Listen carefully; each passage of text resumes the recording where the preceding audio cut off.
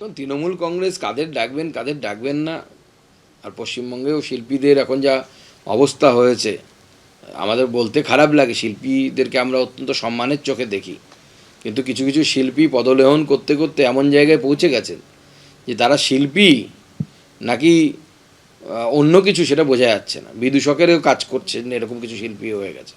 এবার তৃণমূল কংগ্রেসের মধ্যে মতবিরোধ, তৃণমূল কংগ্রেসের মধ্যে অভিষেক বন্দ্যোপাধ্যায়ের টিম এবং মমতা বন্দ্যোপাধ্যায়ের টিমের মধ্যে অনেক জিনিস নিয়ে এখন চলছে, অনেক জিনিস নিয়েই লড়াই চলছে। এখন শিল্পী নিয়ে চলছে, কখনো অভিষেক বন্দ্যোপাধ্যায়ের কাছের পুলিশ অফিসার রাজশেখরন থেকে শুরু করে আরও অনেককে মমতা বন্দ্যোপাধ্যায় সরিয়ে দিচ্ছেন, কখনো মমতা বন্দ্যোপাধ্যায় বলছে ওই সব আইপ্যাক প্যাক কিছু চলবে না, আমার অফিসই শেষ কথা।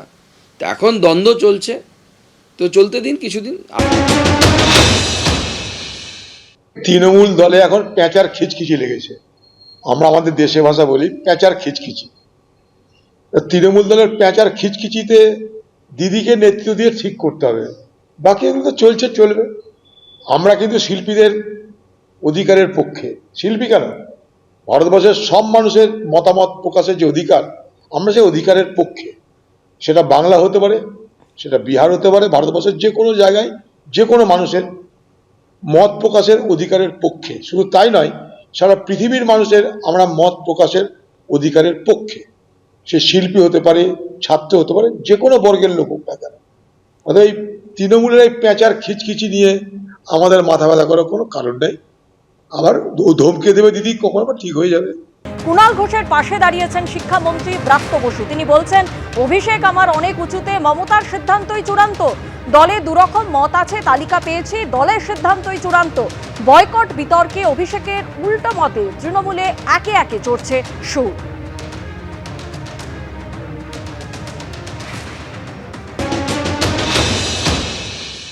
আপনারা তো পরিষ্কার দেখছেন পার্টিতে দু রকমের মত আছে। এবার সর্বোচ্চ মত যে আমাদের মতো, আমাদের পার্টি তো রেজিমেন্টেড পার্টি নয়, খোলামেলা পার্টি। সেখানে একই দিন এক এক রকম মত থাকতে পারে, আপনারা সেই মত আপনারা দেখাতে পারেন।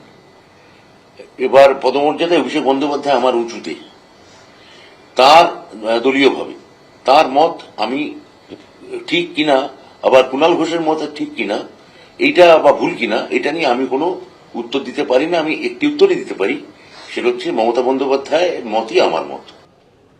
আরে আরজিকর কাণ্ডে প্রতিবাদী শিল্পীদের বয়কট বিতর্কে গতকাল ডায়মন্ড হারবারে অভিষেক বন্দ্যোপাধ্যায় কুণাল ঘোষ গত 30শে ডিসেম্বর যে মন্তব্য করেছিলেন কার্যত উল্টো অবস্থান নিয়েছিলেন। বলেছিলেন পার্টির তরফ থেকে এরকম কোনো নির্দেশ আসেনি। থেকে তো কেউ নির্দেশ দেয়নি। কে বলেছে? মমতা বন্দ্যোপাধ্যায় কিছু বলেছে? দলের তরফ থেকে আমি পার্টির জেনারেল সেক্রেটারি কিছু বলেছি না। পার্টির তরফ থেকে তো কেউ নির্দেশ দেয়নি। আমরা সবার স্বাধীনতায় বিশ্বাস করি। আমি তো বলেছিলাম যে 14ই আগস্ট যারা রাত্রিবেলায় ঐক্যবদ্ধ হয়েছিলেন, রাত দখলের ডাক দিয়েছিলেন, কেউ সমর্থন করুক আর না করুক, আমি তাদের সাধুবাদ জানিয়েছিলাম।